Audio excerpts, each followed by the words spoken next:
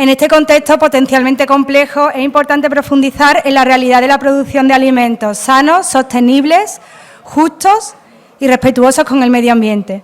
Para ello, contamos con el reconocido profesor de Ciencia Animal y especialista en Calidad del Aire de la Universidad de California, don Frank Mitloehner, a quien agradecemos haya querido compartir con nosotros esta jornada y que centrará su discurso en realidad versus ficción, ganadería y cambio climático. Presenta y modera doña María Alfaro Ruano, Coordinadora de Medio Ambiente de COVAP. Gracias.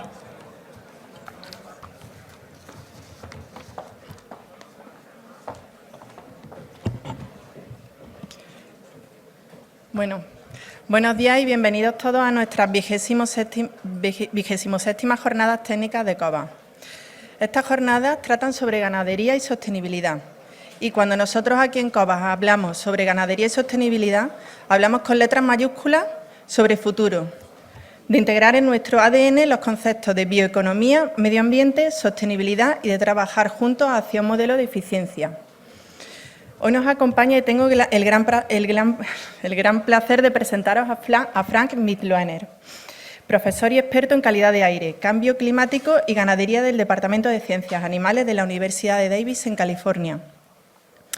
Se licenció en Ciencias de los Animales e Ingeniería Agrícola en la Universidad de Leipzig, en Alemania, y se doctoró después en Ciencias de los Animales en la Universidad de Texas.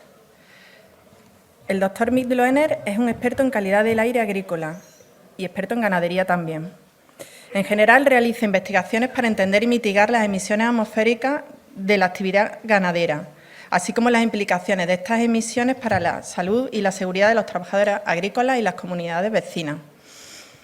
Desde que comenzó en la Universidad de Davis, allá en el año 2002, ha realizado 125 publicaciones sobre calidad de aire y ganadería y ha participado en más de 800 charlas nacionales e internacionales. Esta es una más de ellas. El doctor Mitloehner ha sido presidente de un proyecto mundial de la FAO para evaluar la huella ambiental de la producción ganadera. Nosotros, Frank, vamos a empezar a trabajar en el estudio de huella ambiental, huella de carbono en ganadería. Ha sido miembro también del grupo de trabajo en el Consejo del Presidente de Asesores de Ciencia y Tecnología y miembro del Comité de Academias Nacionales de Ciencias del Instituto de Medicina, donde se evalúan los efectos del sistema alimentario en la salud, el medio ambiente y la sociedad. Como habéis podido comprobar, tiene una amplísima trayectoria en análisis de gestión ganadera y además desde que le propusimos su asistencia a nuestra jornada, mostró un gran interés y entusiasmo en participar y poder compartir con nosotros todo el aprendizaje adquirido durante su larga trayectoria. Bueno, pues ya simplemente daros las gracias y que disfrutéis muchísimo de su ponencia. Y bueno, os voy a pedir un aplauso para él.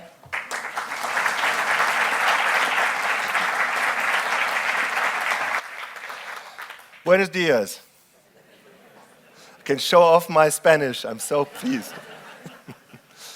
Mr. President, dear COVAP members and customers, I am beyond humbled to be here. Thank you very much for the invitation, and it's a great pleasure. And I've made new friends here, and I can tell you I've been very impressed by what was shown to me. Yesterday we visited several dairies. We visited some of your Iberian pig production. I got to eat some of this incredible meat, and I have to tell you, you have a lot to be proud of. And I commend you for really spending the time on a topic such as sustainability. I think it is a topic that is of great importance. I study this area of sustainability in California, and within the United States, California is probably the ground zero, the place where environmental issues start, the place where animal welfare discussions start, the place where food safety discussions, worker issues, and so on, where all of these start. But that's in the United States.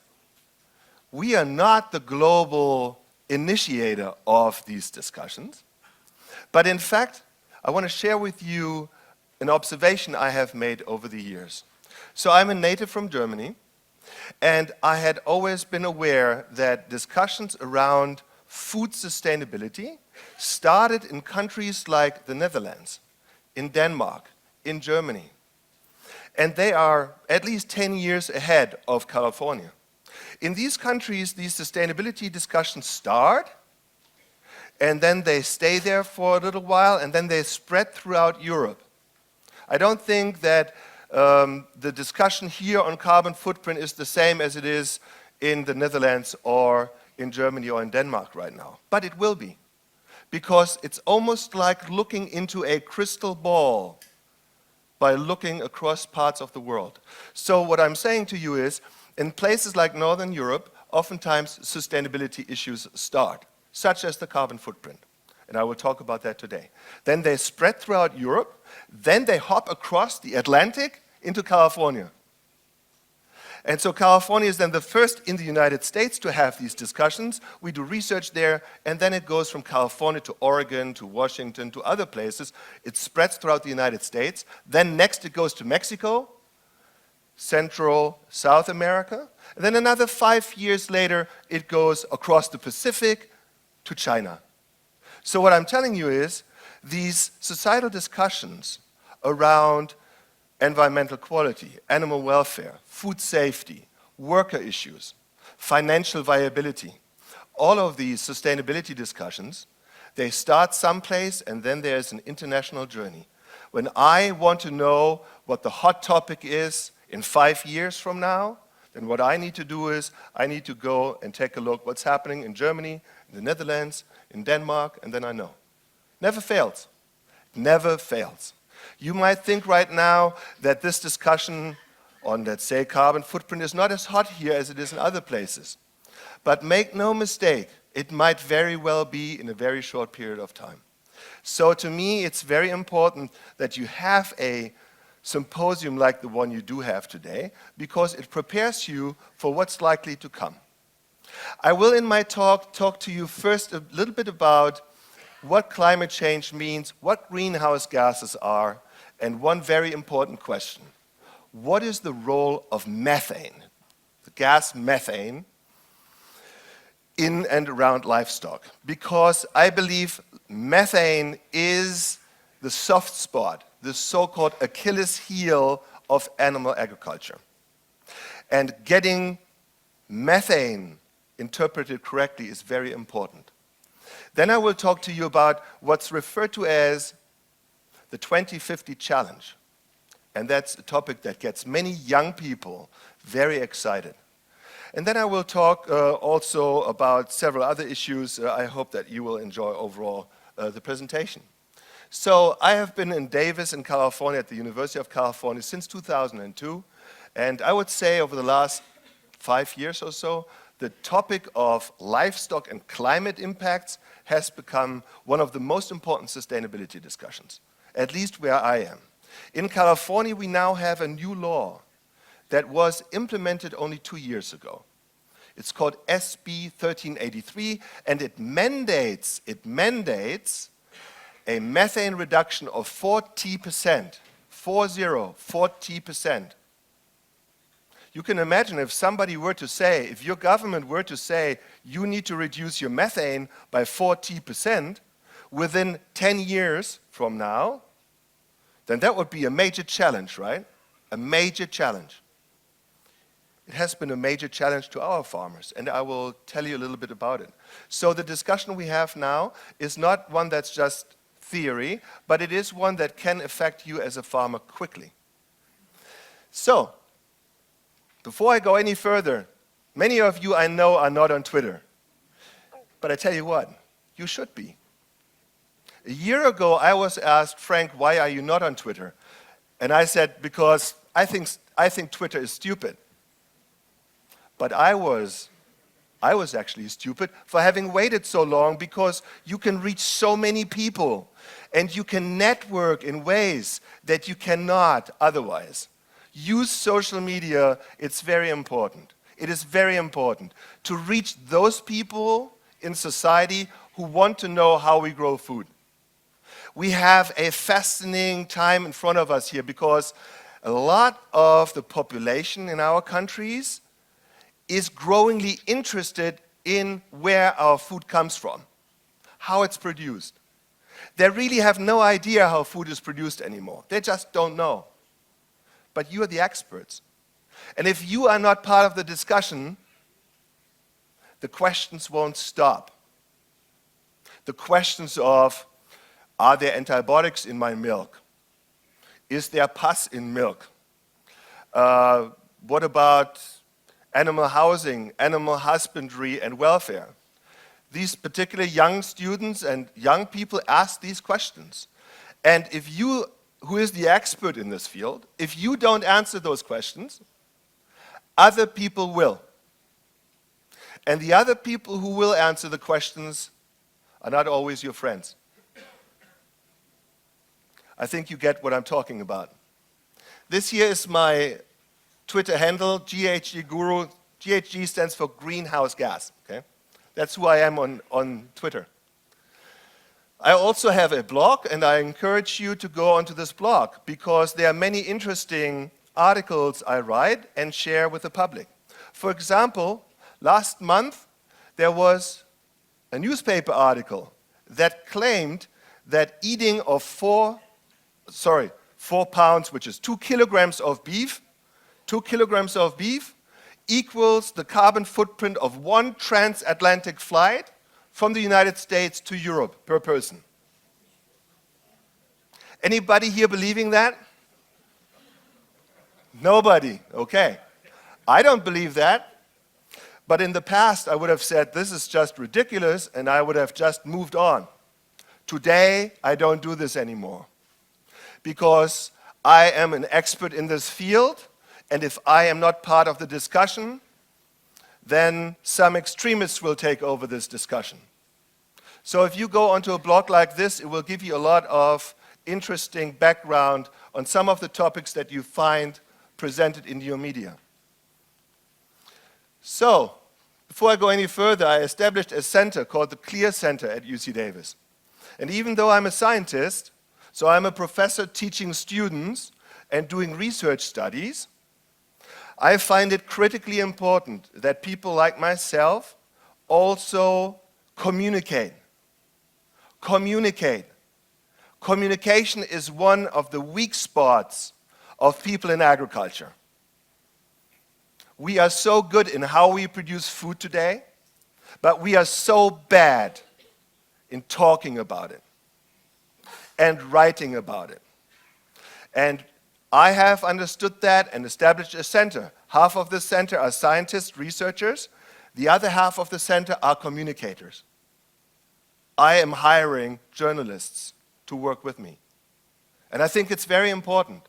I don't think it has ever been done in my country. And I find this unbelievable because communication is so important, So, just a few weeks ago, I was invited to the country of Ireland, here in Europe. And I want to share that story with you. Now, I live in California, as you know. I live near Sacramento, in the small town of Davis, where the university is. And so I flew from Sacramento to Los Angeles. And everybody here knows Los Angeles is a big city, right?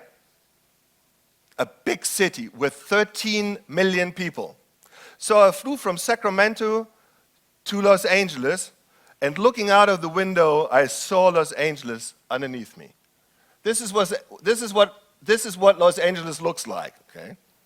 You have concrete everywhere, houses everywhere, highways everywhere. Los Angeles has 13 million people.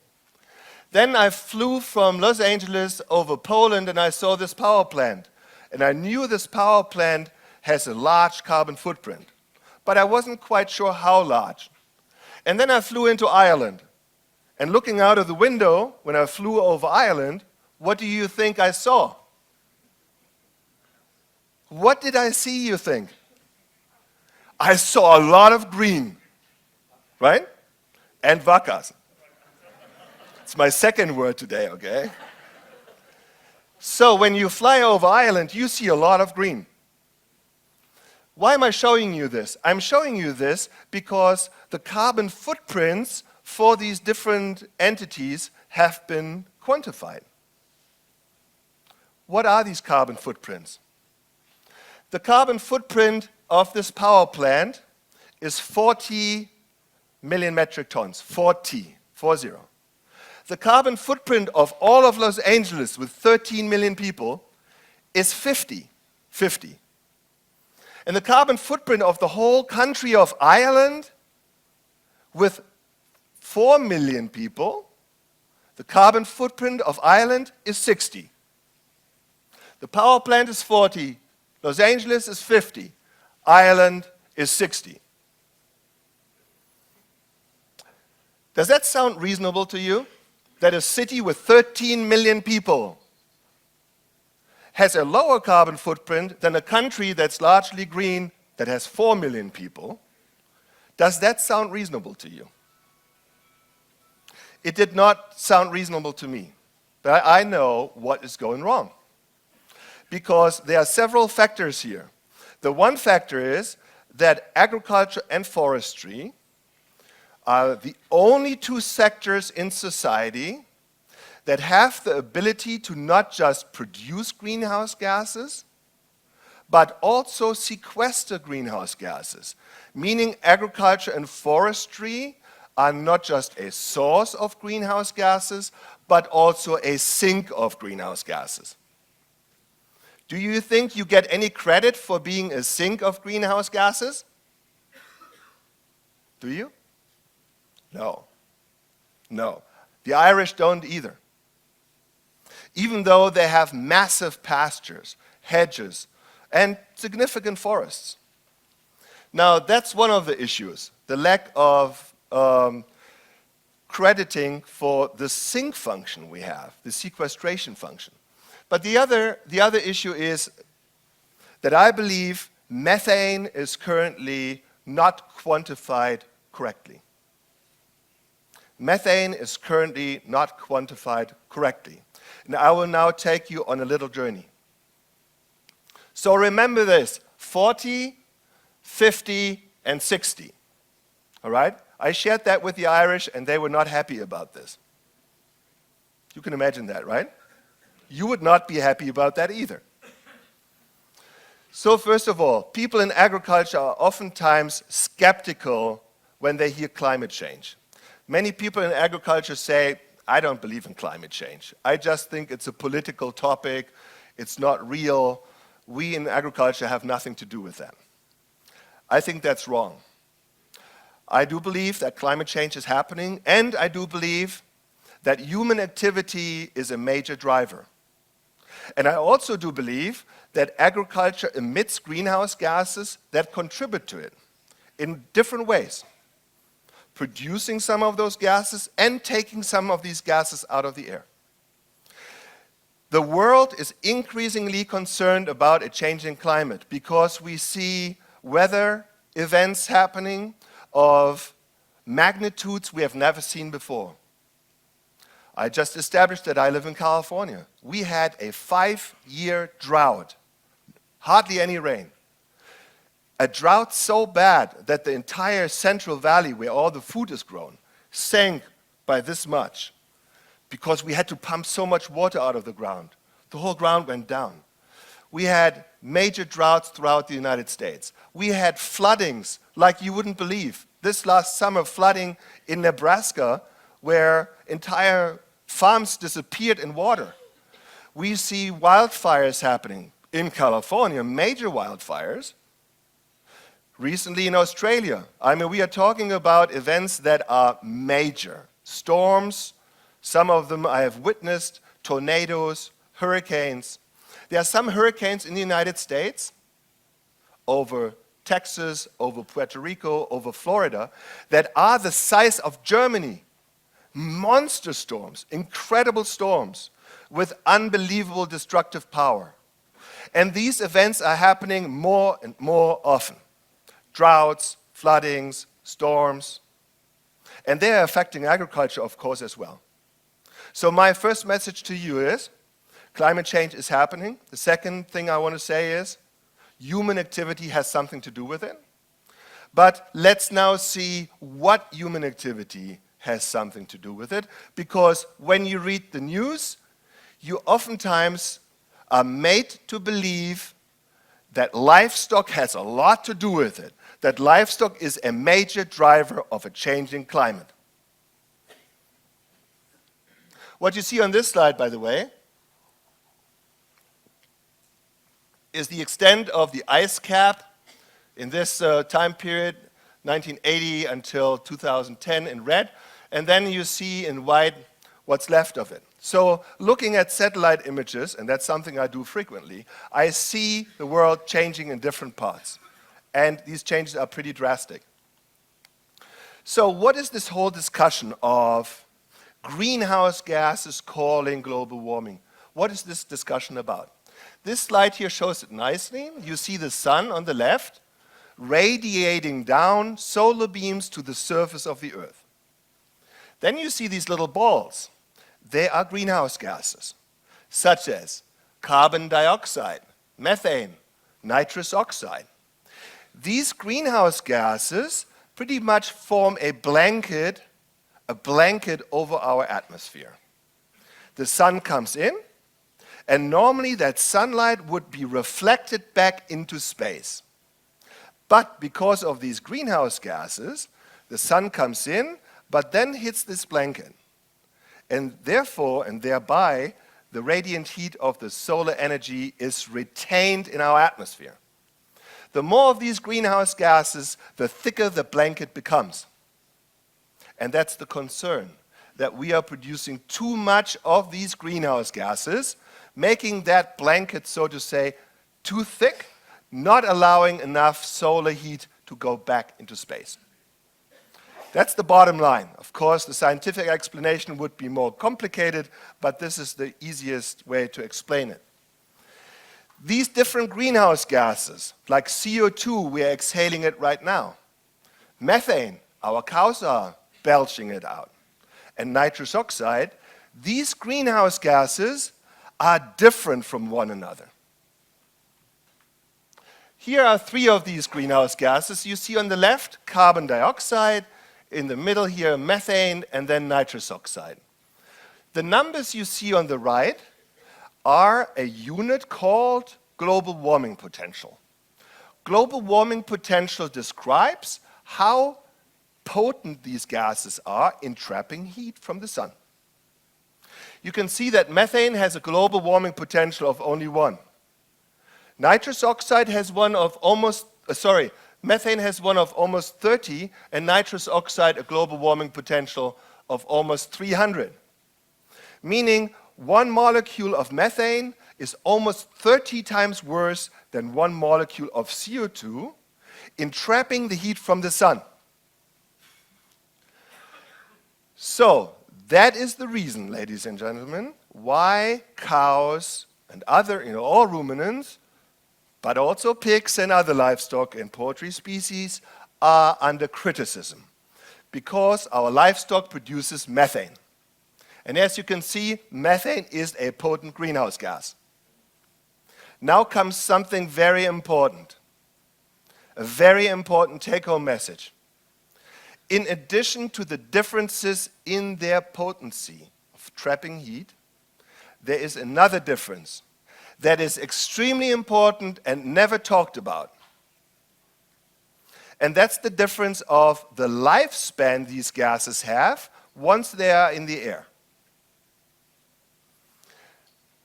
Carbon dioxide and nitrous oxide, once they are in the air, they stay there for hundreds, if not thousands of years.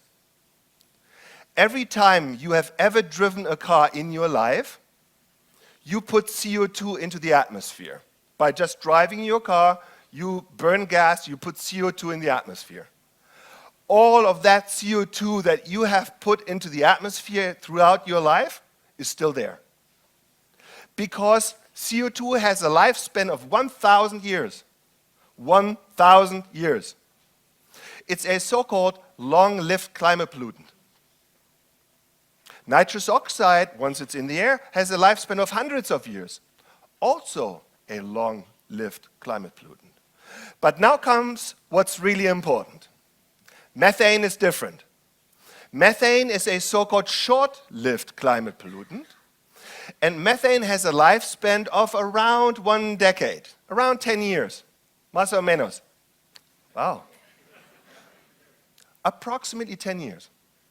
So once methane is in the air, it stays there for 10 years. But what does it mean that it stays there for 10 years? What happens to it then? There is a process that destroys methane. And that's what nobody talks about. Everybody only talks about methane being produced, but not about the fact that methane is also destroyed. In the case of CO2 and nitrous oxide, it's no problem. They are only produced. But methane is produced and destroyed. And what's most important, the rate by which methane is produced and destroyed is almost the same. Think about what I just said. The rate by which methane is produced and destroyed is almost the same. And this slide here shows it nicely. So this is the global methane budget. And on the left side, up until here, you see only emission sources, like fossil fuel, agriculture and waste, biomass burning, wetlands, and other natural emissions. All of these produce methane and put it in the atmosphere. And as you can see up there in this half bubble, the total amount is 560 teragrams, 560 globally. And this is where the critics of those sources producing methane, this is where they stop. They do not discuss with the public the fact that methane is not only produced, but methane is also destroyed. There is an atmospheric reaction where methane is in the air, and within 10 years, it meets a so-called radical. That's the name, a hydroxy radical. This radical destroys the methane.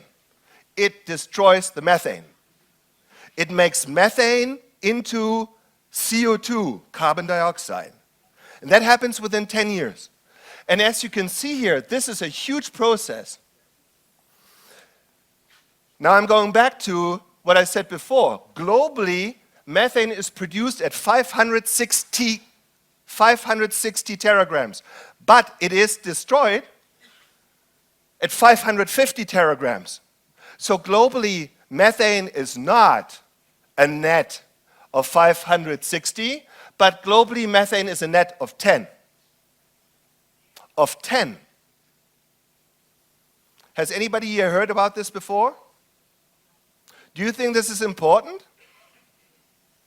This is hugely important because this is your Achilles heel. This is your weak spot because people say you are producing methane and they are just acting as if you only produce methane and as if nothing were to happen to that methane. But you need to know that methane is almost destroyed at the same rate it's being produced. What this here really means is the following. Let's just assume you were a dairyman. And let's assume that you started your dairy 50 years ago. Then only the first 10 years of you establishing that dairy, your dairy produced new additional methane to the atmosphere. The first 10 years. After the first 10 years, the amount of methane produced equaled the amount of methane destroyed. Does that make sense?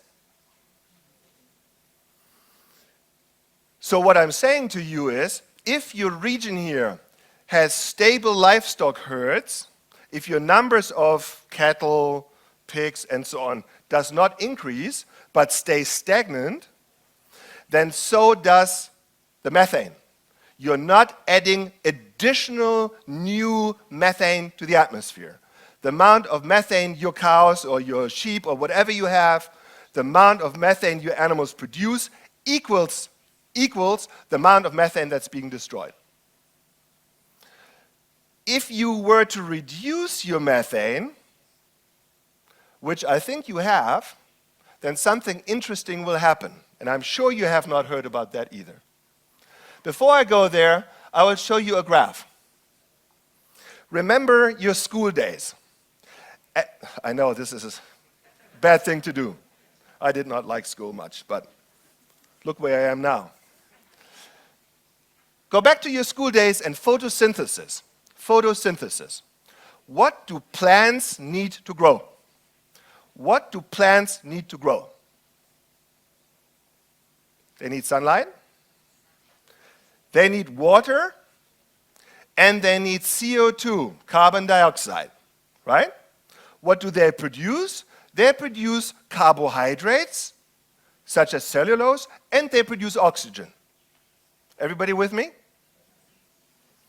So you see the sun, you see CO2 on the left in the air, that's called atmospheric CO2. The plants on the left there, they take on sunlight, they take on water, and they take on CO2. The C in the CO2 is the carbon that's needed to grow the carbohydrates that our animals eat. The carbohydrate that's most important is called cellulose. Cellulose. Cellulose is the world's most abundant biomass. Cellulose is the world's most abundant biomass. Which animals can digest cellulose? Normally you would say monogastric animals cannot, right? Yesterday I learned your pigs here seem to be able to digest cellulose. But up until yesterday, I thought pigs and humans and so on cannot digest cellulose. Iberian pigs are different, it seems. But all joking aside, who are the animals that can digest cellulose?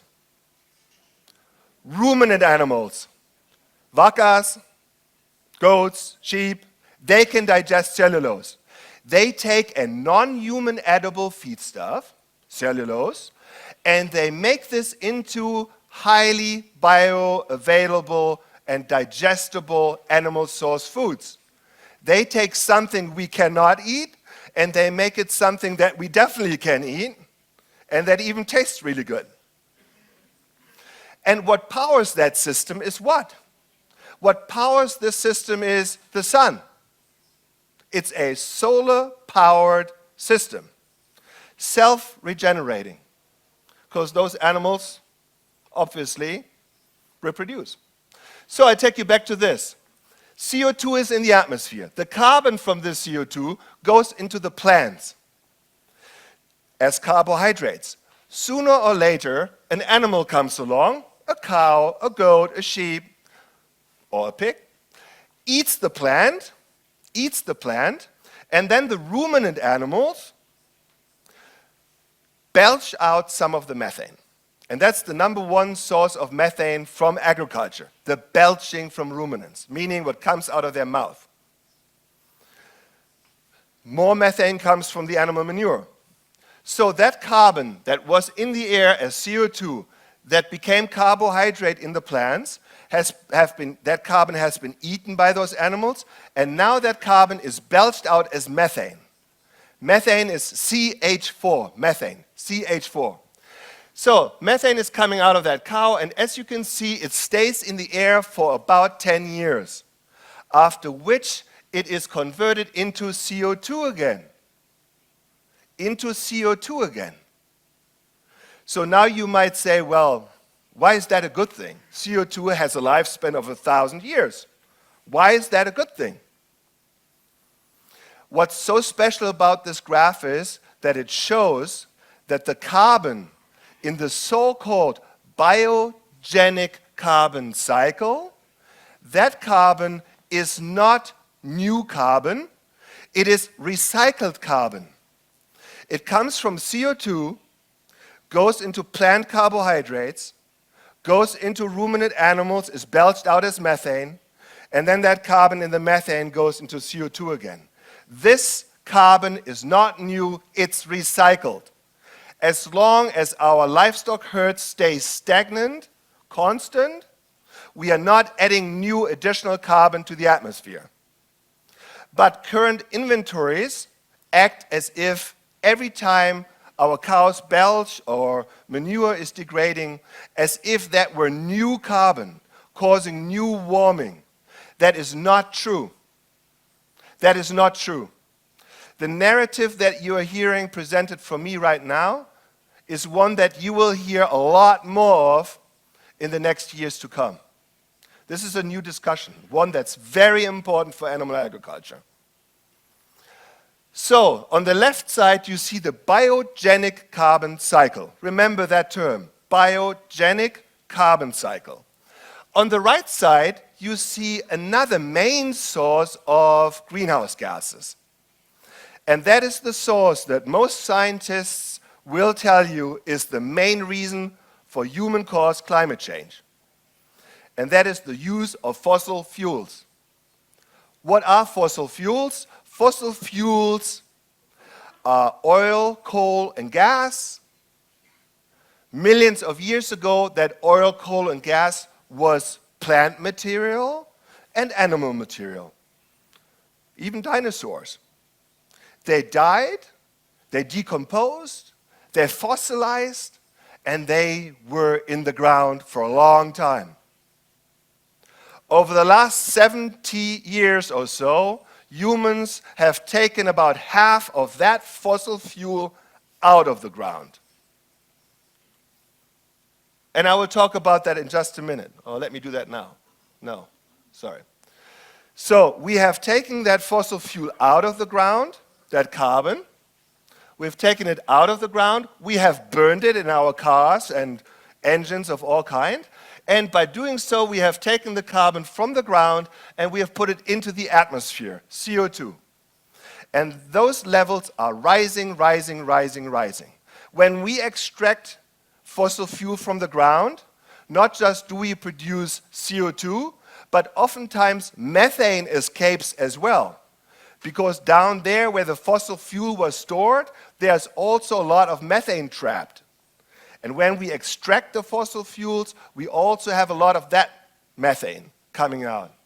That methane that was down there is not biogenic. It is new methane, it's new carbon once we extract it in the process of fossil fuel extraction.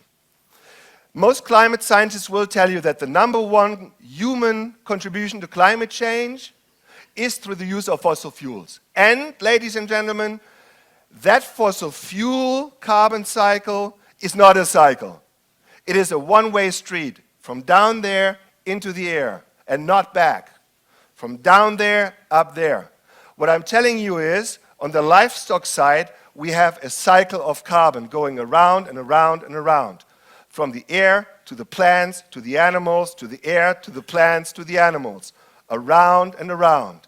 On the fossil fuel side, it's a one-way street from down there, up there. This is one of the reasons why nobody should ever compare emissions of a cow to emissions of a car. It's ridiculous to compare those. They're totally different.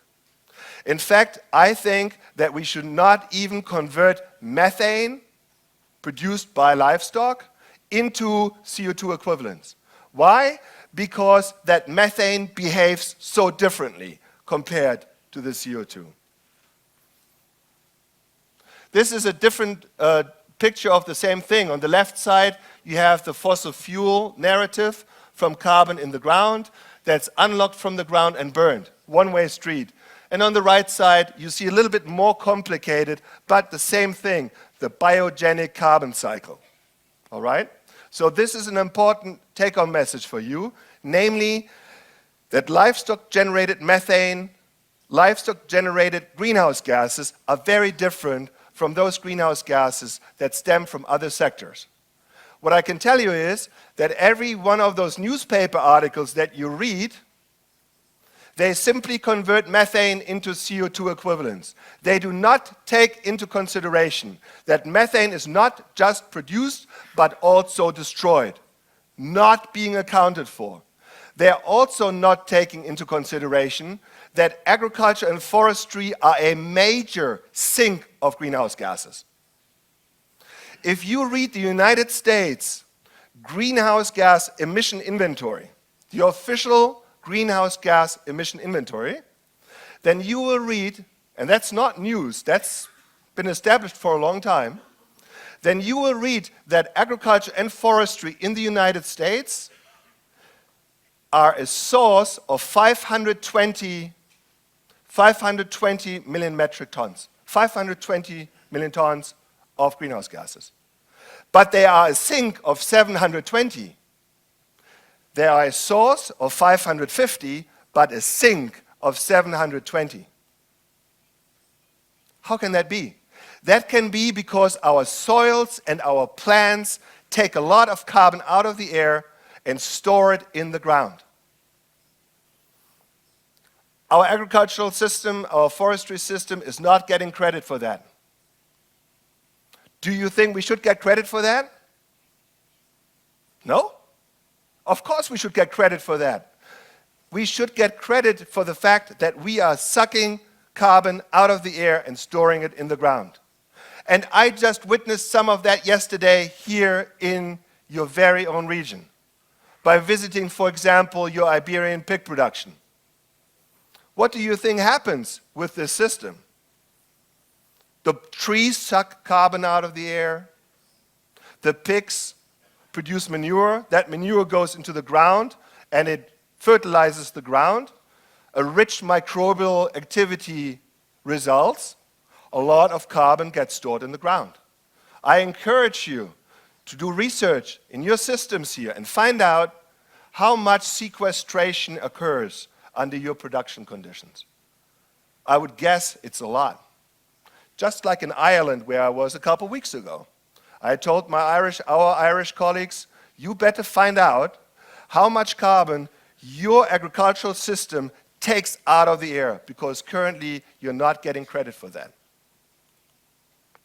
So, this gets a little complicated now, and I will just go briefly here. On the left side, you see methane rising in the air, then methane falling by 10%, and then methane falling by 25%. If you go all the way to the right, you see that when methane rises, then we put a lot of greenhouse gas into the atmosphere. We do not want methane levels to go up. But if methane stays stable or goes slightly negative, then in the center you see that there is no new greenhouse gas added to the atmosphere. If you manage to reduce methane by 25%, then what results is a global cooling effect. A cooling effect. If you reduce methane from your herds, then that induces global cooling. This depiction here comes from Oxford University here in the UK, and the whole discussion around it is abbreviated as GWP, global warming potential, GWP asterisk, or GWP star. I encourage you, if you have technical experts working in this field, to really read up on this. This is really important for your sector. So can this year be achieved, that we reduce methane in a certain region by 25%? Can that be done? I already told you that in California we have a new law that says we must reduce methane by 40%, right? And our farmers said, how can that be done? And now comes something I find very encouraging. The state of California decided we need to reduce methane, but the state of California, our legislature, decided to get to that reduction goal not through the normal process of rules and regulations and fining people for non-compliance. Instead, the legislature in California decided we need to help farmers financially to purchase technologies to reduce emissions. The state of California invested $500 million, $500 million, to help farmers put in technologies to reduce methane. $500 million. And the dairy industry invested the same amount, so they matched. So instead of using the fines and regulations approach, the state of California incentivized the use of technologies financially. Now that happened 2 years ago. And this year, the state of California did an inventory to see how successful that was. And here's what came out of it. So we have a 40% reduction goal in California. We started 2 years ago, and we are already now at 25 of the 40%. We are over halfway there. We are over halfway there in reducing methane from our dairy sector, our beef sector, our livestock sector overall. These are official numbers generated by the state officials in California, certifying that our livestock sector has already reduced methane by 25%. And now I take you back to the previous slide. Just told you we have achieved a 25% reduction. Look what happens when you reduce methane by 25%. You have a net cooling effect. Now, I'm not sure how to tell the public that yet. But our livestock is actually now having a cooling effect. And that means that this blanket I talked about earlier, that blanket of greenhouse gases, is now having little holes in it, and pretty much radiation goes back into space. So radiant heat can escape through use of methane mitigating technologies. I think that's a great success story. Think about what that means. Not just do you have much less criticism on your against yielded or fielded against you, but you actually can be seen as a solution provider to a topic that's of great importance to large parts of society. I think a great success story. If you want to read more about methane and why methane should be treated compared to CO2, nitrous oxide, and so on, these are two relatively non-technical articles. They are, for those of you who are scientists, also very technical articles, published in Nature, published in Science. So, in my opinion, the whole discussion of methane is about to change drastically. And it must happen quickly, because the newspapers are full of people saying that the worst climate culprit is livestock. You hear this all the time. I don't know how much of that you read here in Spain, but we read it every day in California. In the New York Times, in the LA Times, in the New Yorker, no matter what you read or what TV you watch, every day you are bombarded with the news that there's nothing worse for the climate than the consumption of animal source foods. And people are now told, do not eat beef, do not consume dairy, because it hurts the climate. Starbucks, everybody here knows Starbucks, right? Do you know what Starbucks did 1 month ago? Starbucks said, the CEO of Starbucks said, that he in the future wants to discourage his consumers, his customers, in the use of dairy products and wants to promote plant-based alternatives instead. Starbucks is the #1 consumer and user of dairy in the United States. That's a big deal. And they are using this wrong narrative of not looking into methane in a balanced way of production and destruction. It is absolutely important that we get this right. Absolutely important that we get this right. This here, by the way, is what happens to carbon from fossil fuels. You see in the bottom panel here the years 1750 to 2000. And this blue line here shows when throughout that time fossil fuel was extracted. And you can see it really happened over the last 50, 60, 70 years, that fossil fuel was extracted and burned. And now that carbon is in the atmosphere. And every time the sun hits that carbon, those molecules heat up. That, ladies and gentlemen, is the real culprit, human culprit of climate change, our use of fossil fuel. In the United States, like here in Spain and other countries, the government comes up with emission inventories every year. pretty much quantifying what each sector of society contributes with respect to greenhouse gases. In the United States, the EPA says, the Environmental Protection Agency says, that transportation, which is cars, trucks, trains, planes, ships, produces 28% of all greenhouse gases. Power production and use, another 28%. Industry, 22%. These three sectors alone, by the way, all of them are strong fossil fuel users. These three industries together emit 80%, 80% of our greenhouse gases in the United States. The same numbers or very similar numbers can be found here in Spain and in other European countries. Approximately 80% of all greenhouse gases associated with everything we do in our countries is associated with fossil fuel use. In the United States, agriculture is 9%. Even though they use a cow to depict this, this is not animal agriculture. This is animal and plant agriculture combined, emitting 9% of all greenhouse gases. The number is very similar here in Spain. It's maybe 8-9% that agriculture produces, both plant and animal agriculture combined. Animal agriculture only in the United States emits 3.9%. Let's call that 4%. Animal agriculture in the United States emits 4% of all greenhouse gases.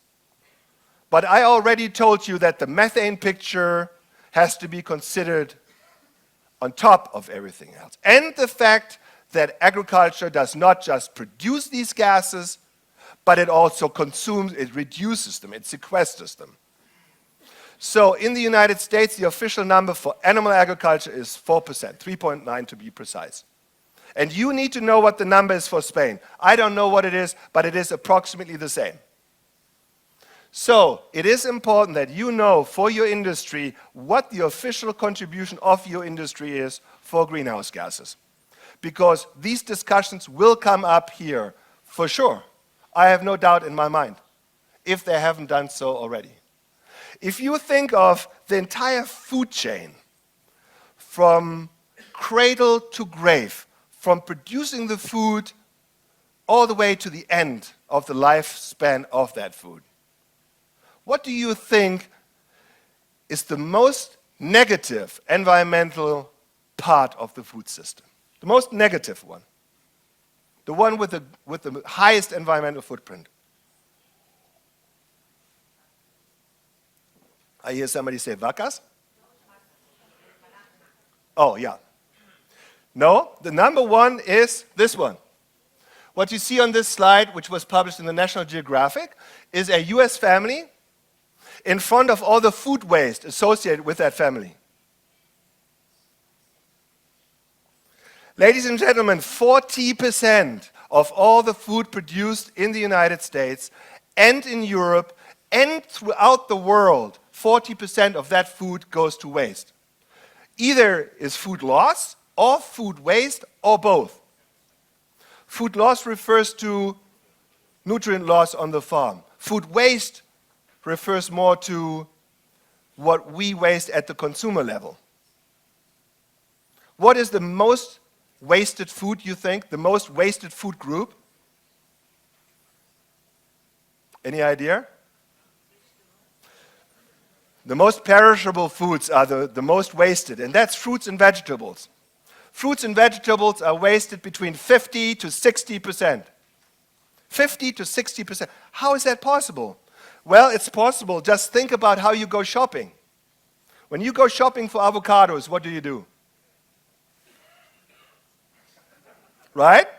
You try every avocado. They are too warm, they are too hard, or they are too soft, or they have a little blemish, and if they do, you just leave them behind. You will only buy the stuff that's perfect, right? But there's a lot of food that doesn't look perfect, and that food is never consumed. 40% of all food produced worldwide, even in African countries, is wasted, lost or wasted. In Africa, food is lost or wasted for other reasons than here in Spain. In Africa, the reasons are that food cannot be harvested on time, or cannot be transported to the markets, or cannot be preserved or refrigerated. so it happens earlier in the supply chain. In developed countries like Spain or the UK or the US, food waste mainly occurs at the consumer level, in restaurants or in our kitchens. If people were really concerned about the carbon footprint or the environmental footprint of food, then these people would be all over this topic. This is the #1 topic, environmental topic around food. There's just no question about it. There is no question in my mind. Now I will talk about a topic that many, particularly young students and so on, are very concerned about. It's called the 2050 Challenge. On the x-axis here, you see the year 1750 to 2050, hence the name 2050 Challenge. And on the z-axis here, you see the total human population on Earth. The total human population on Earth. You oftentimes hear human population will increase a lot, we need more food. But here's what it really means. I just turned 50 years old. When I was a little boy, we were at 3 billion people. At 3 billion when I was a little boy. Today we are at 7.6 billion people. And by the time I'm an old man, we will be at 9.5 billion people. In other words, throughout my lifetime and most of yours, human population through our lifetime will increase by a factor of 3. 3 times more people on this planet throughout our lifetime. But we will not have 3 times more natural resources to feed these people. We will not have 3 times more water, 3 times more land, 3 times more fertilizer and so on. But if we are lucky, maybe a similar amount by the time we are old compared to when we were young. And what does that mean? What does that mean? That means that we have to become a whole lot more efficient in how we produce food. That's what it means.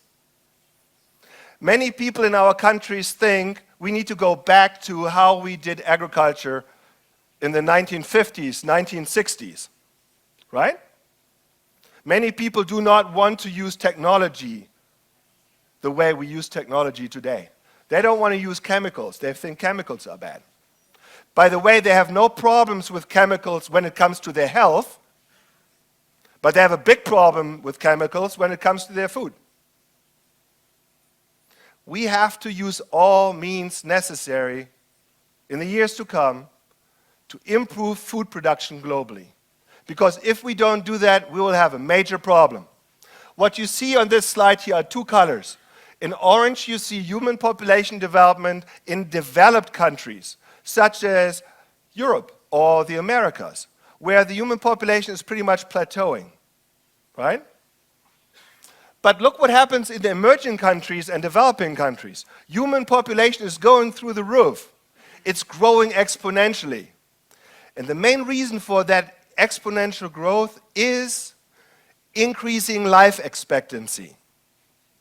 People get older. We all want to get older, live longer, but the price humanity has to pay is we have to feed more people because they live longer.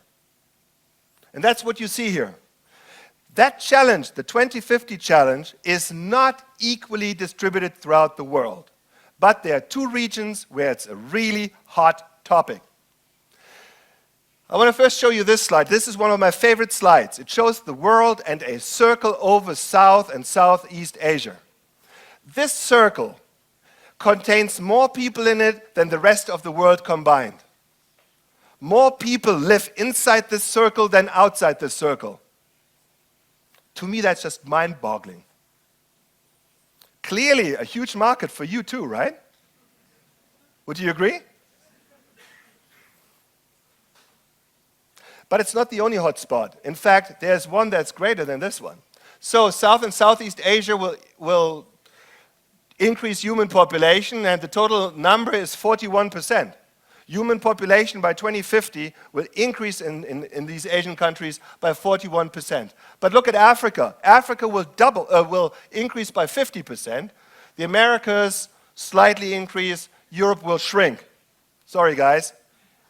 You can always come to me. Europe will slightly shrink, okay? So the 2050 challenge of a drastically growing human population takes place in two parts of the world, and that's Asia and Africa. And here you see a German publication showing where population increase will happen. You see in Asia here, Bangladesh and India will each increase by 25, approximately a quarter, but Africa is the hotspot. All these countries here in red double human population every 10 years. Double human population every 10 years. And these are the same countries that are the most food insecure today. And the food production in these countries come with the highest environmental footprint. Why? Because the animals that are used and the plants that are used in these countries are very inefficient. So, for example, in the United States where I live, a corn-finished steer or heifer will go to the market at 14, 15, 16 months of age. In Africa, that animal might go to the market at 15, 16, 17 years. And once that animal falls over because it's an old cow, then people will eat it. Why? Because it is the retirement insurance, it is the social security system. That livestock is not raised just to be eaten, but it has many other functions. And when they live so long, they have a very high environmental footprint. In the United States today, we have 9 million dairy cows. 9 million dairy cows. By the way, we have 9.5 million horses in the United States. More horses to ride on than dairy cows. That's how small a herd we have. In India, the #1 dairy country in the world, they have 300 million dairy animals. Cows and buffalo, 300 million. The reason why they have to have so many is because each individual animal produces so little. And this is something we see throughout the world. Some countries very efficient, some countries very inefficient. And now we have to figure out how we can satisfy nutritional needs in those areas of the world that need it. And we have to figure out how we can explain to people in our countries how we produce food and why. Because we have not taken the customers in our countries on the journey on how we produce food. This slide here is a global depiction of where cropland is, where we can grow crops for people. And as you can see, there's not very much of that land. I want to show you something that I find is very powerful. Imagine this sheet of paper here being the surface of the entire Earth. Okay? This sheet of paper is the surface of the entire Earth.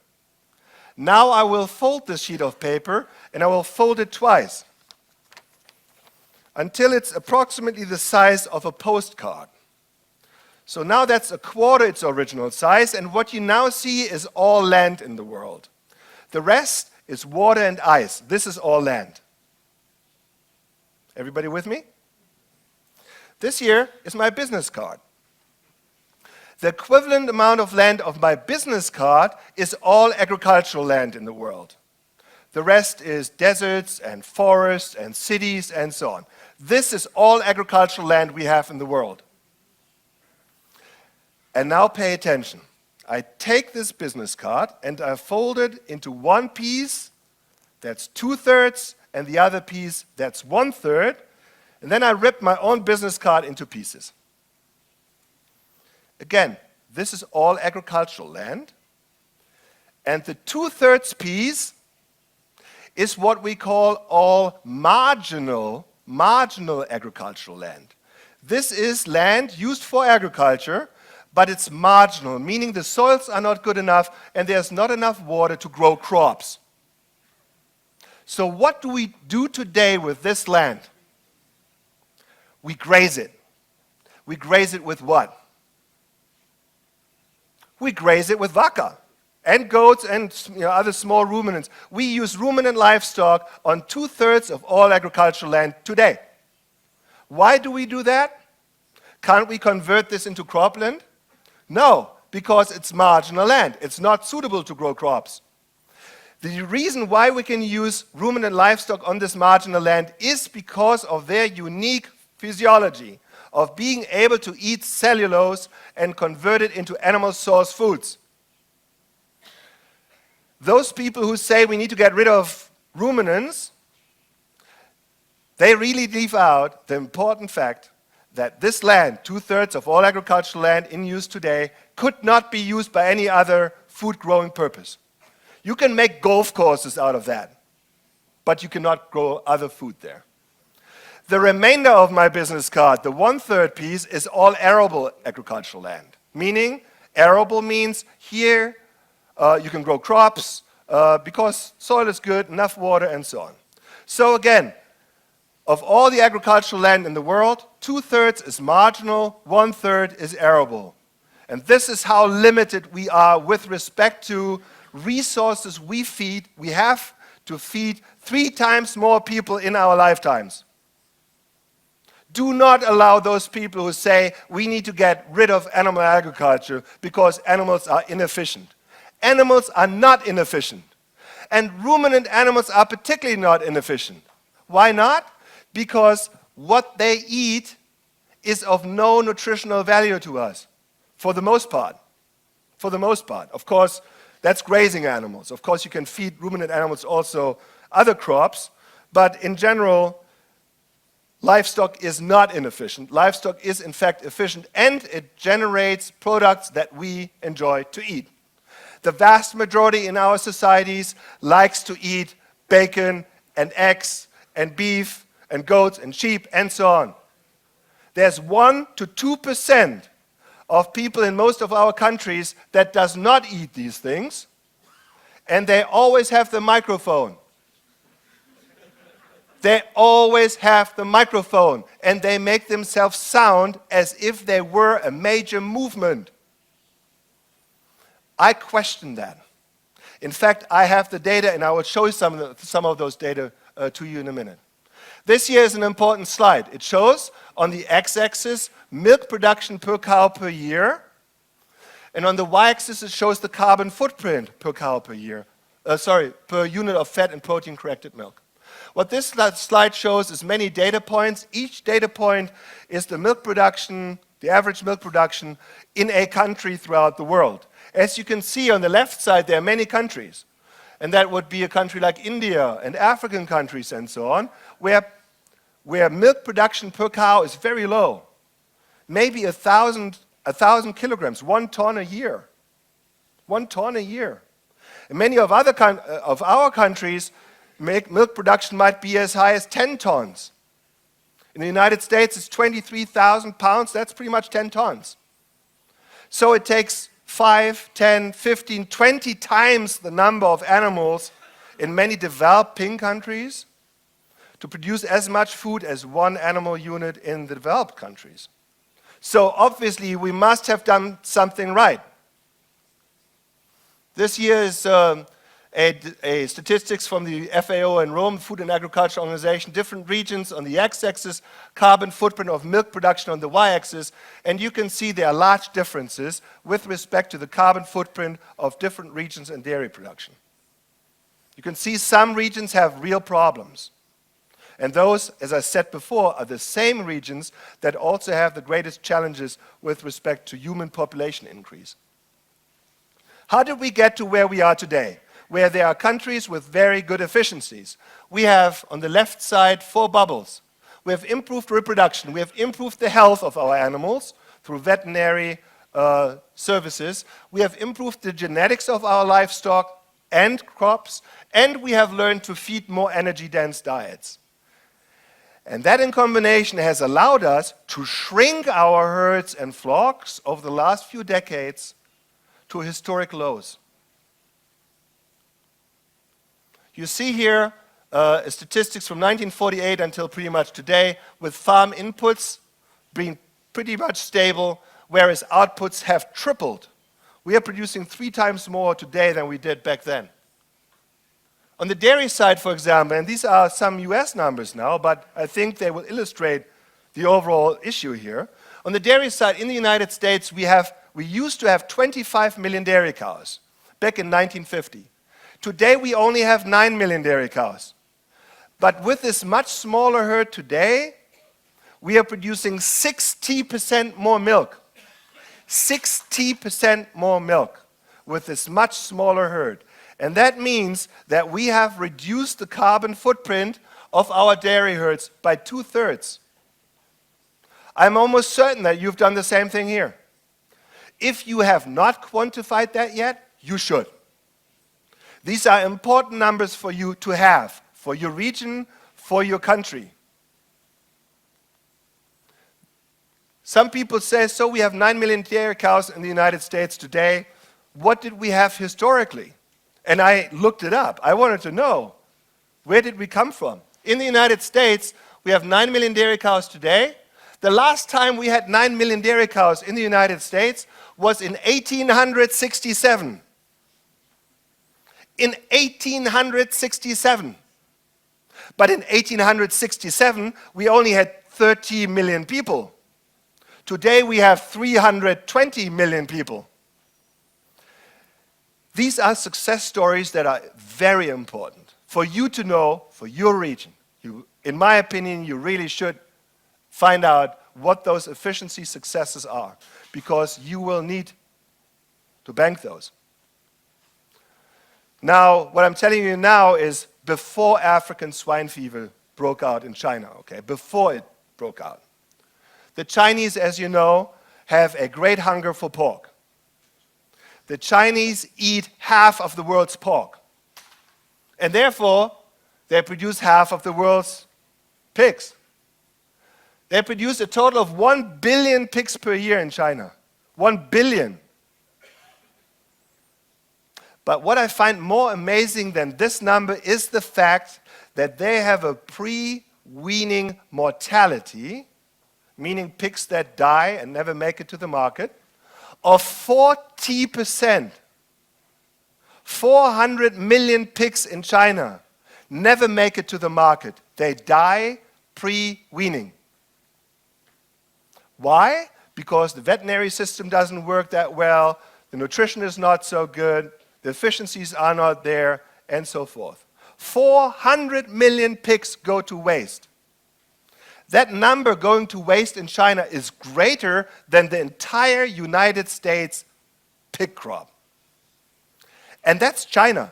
China is not a normal third world or so developing countries, as you know, but it is a very efficient country already. The situation is much worse in countries like India or African countries. Ladies and gentlemen, the reason why the global environmental footprint of livestock looks so bad is because we have regions where the performance is really poor. And this is not me saying they are bad players and we are the good ones and they are the bad ones. That's not what this is about. But what it is about is we must improve efficiencies of livestock and poultry globally. Because otherwise, a lot of resources go into animals that will never be eaten by people. And that's hugely important. In summary, livestock in developing countries really are a major challenge. 70 to 80% of the global environmental footprint for livestock occurs in developing countries. We can achieve emission reductions, and we have shown that. I showed you one example in California at the beginning. 25% reduction of methane in 2 years. It's unbelievable, in my opinion. There are both technologies and there are practices that can be deployed to reduce your environmental footprint. Whether it's reactive nitrogen or whether it's greenhouse gases, whether it's water pollutants, we have technologies and techniques to reduce those impacts. Overall, an important take-home message is production efficiencies and emission intensity are inversely related. When productivity of agricultural products goes up, emissions relatively go down. Production efficiency and emission intensity are inversely related. When the one goes up, the other one goes down. It's the same with your car. The more fuel efficient your car is, the less emissions you will have. The more feed efficient your cow is, the less emissions this cow will produce. Our public does not understand that yet, but we have to make a concerted effort to get this point across. We do not want to go back to the 1950s agricultural system because these systems were very, very inefficient. We want to have modern food production because we must. We will not be able to feed the 2050 challenge if we don't. I have one more slide for you. There are now people who say, we need to change what we eat to help the climate. We should eat the Impossible Burger, the Beyond Burger. We should drink almond juice instead of real milk, and so forth, right? Everybody has heard this. There are people who say we should all go vegan, right? That would not be very popular here, right? Going vegan. With this kind of ham, going vegan would be a problem. So let's see what would happen. What would happen if we were to go vegan? So the first bullet point there shows that if you were an omnivore eating animal and plant-based foods and you decide to go vegan for 1 year, if you were to go vegan for 1 year, you would reduce your carbon footprint by 0.8 tons. 0.8 tons. Contrast that to a flight like the one I just did from California to here.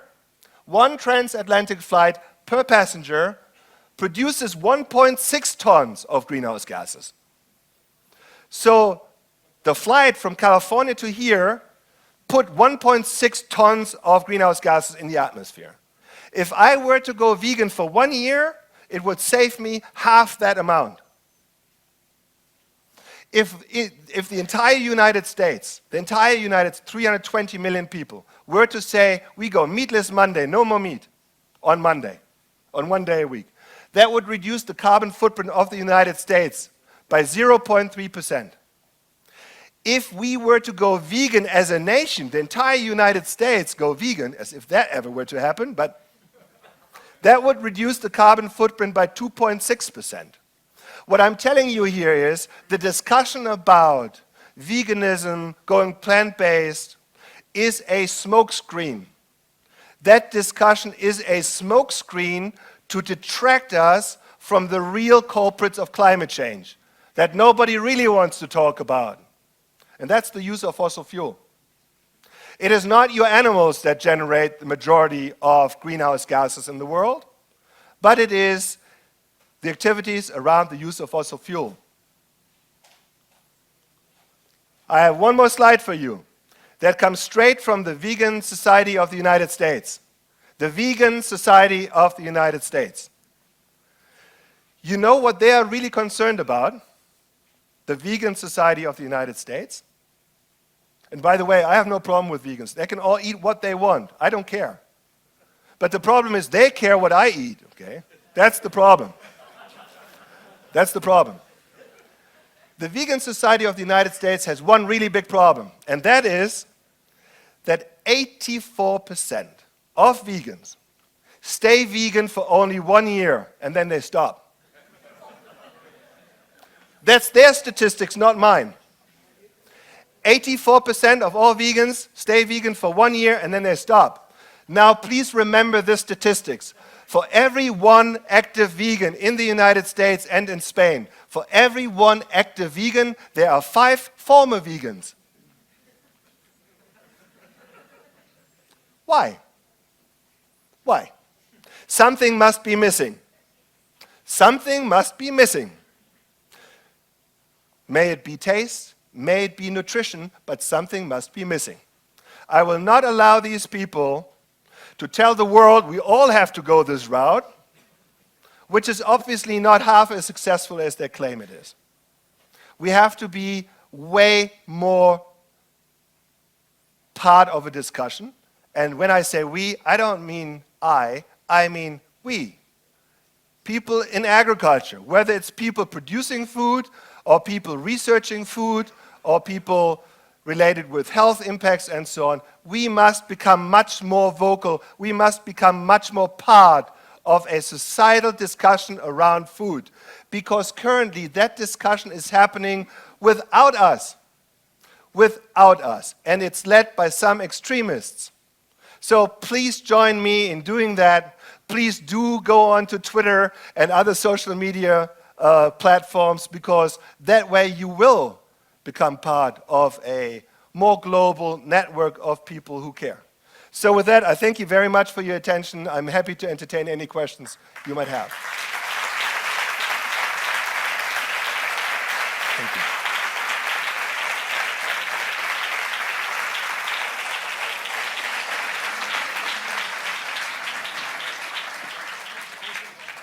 Yeah, of course.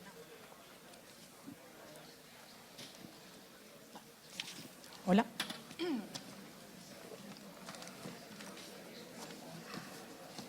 Bueno, hay unas cuantas preguntas porque habéis estado muy atentos, ¿eh? Frank, la primera. ¿Cómo valoramos el CO2 producido a partir de materias primas tales como maíz y soja producidos en América? Gracias.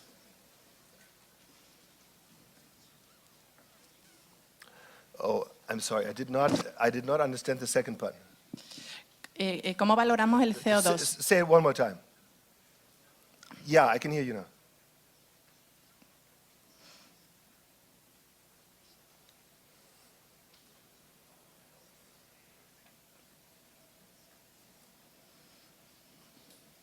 So soybean and corn, of course they have an environmental footprint. They have a carbon footprint as well.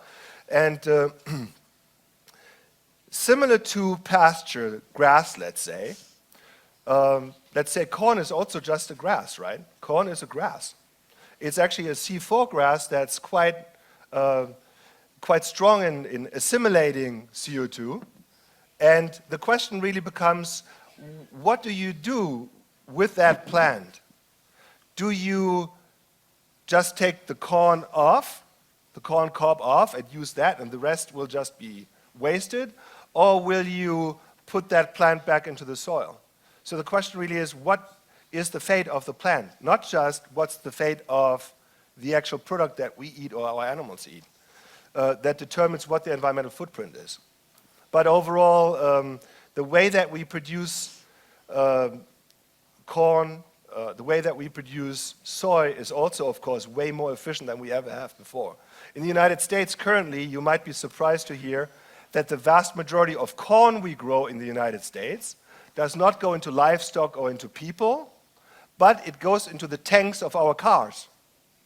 40% of all corn grown in the United States today goes into corn ethanol, and we burn it in our cars. So it's really not a question that we don't have enough land or so to grow something.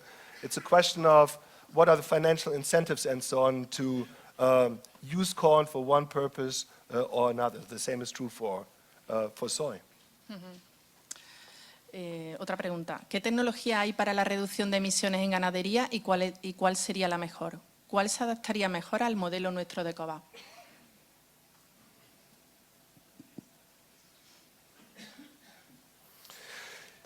So in California, we are actually, people always think of Hollywood or Silicon Valley when thinking of California. But we are actually a real agricultural powerhouse. We are the numero uno agricultural state in the United States. And we produce 20% of all dairy. And the manure that we produce on the dairies is flushed with water into lagoons. And now the state incentivizes the use of anaerobic digesters. It's called covered lagoons, where you put a cover over the manure storage, and then you trap all the gases. The biogas. In the past, that biogas was just burned to produce power. Today, we don't do that anymore. Today, we take the biogas and we convert it into fuel for vehicles. So that semi-trucks, for example, can now be run on renewable natural gas instead of diesel. And if you as a dairyman do that, you get huge financial support for that. This is the new gold rush in California. The new gold rush in California is to take biogas and make it into utilities such as vehicle fuel. And that's exactly the technique that was used to reduce methane by 25% so far. There are other technologies. I could talk to you about that for 2 hours. I know we don't have the time. But my contact information is here, and please don't hesitate to contact me to expand on that topic. Voy a hacer una selección de algunas preguntas, ¿vale? Porque si no nos vamos a exceder un poco de tiempo. Otra que me ha parecido interesante es las vacas de alta producción láctea son menos contaminantes que las de baja producción. ¿Se conoce algún efecto negativo colateral?